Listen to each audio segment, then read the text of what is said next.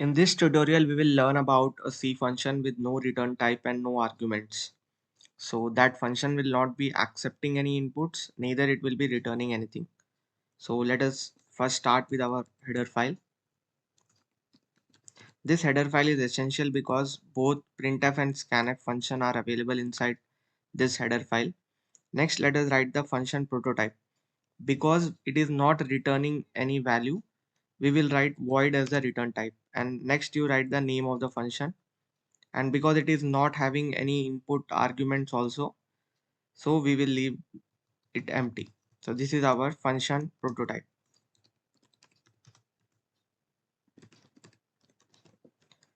Next, let us open our main function.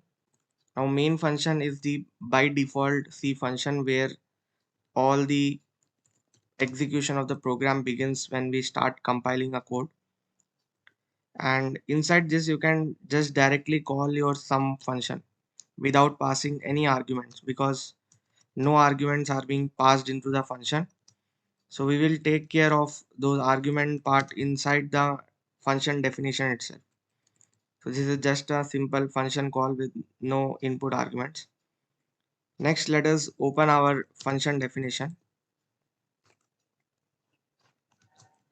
So because if we want to perform like summation, we need minimum two numbers. So let us declare those two numbers, and let us declare one result also to store the summation part. And then we'll ask the user to enter two numbers. So we'll just write one simple printf statement asking the user to enter two numbers A and B. So the user will enter the values of A and B, and we will store them using scanf. Because the user is entering of type integer, we need to use %d. Two times we need to use because two numbers are being entered, and the first number will be stored inside A. So we'll write and A, comma, and B.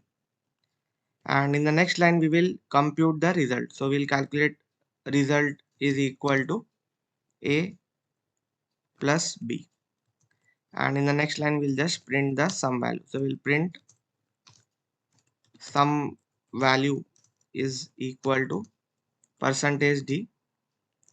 Replace that %d with result. So whatever is stored in result will be printed. So this entire part is called our function definition.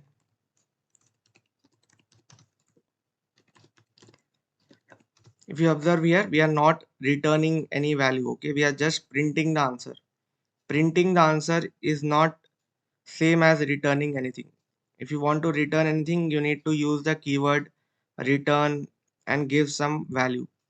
But here, because the return type is void, we are not returning anything.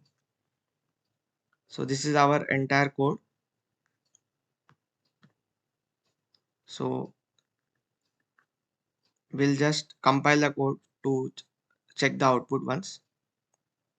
So now it is asking me to enter two numbers A and B. So let me enter 6 and 9 and hit enter. So it will print some value equal to 15. So this is the entire code, which consists of three critical parts: function prototype, function calling, and function definition. So this was an example of no return type and no arguments.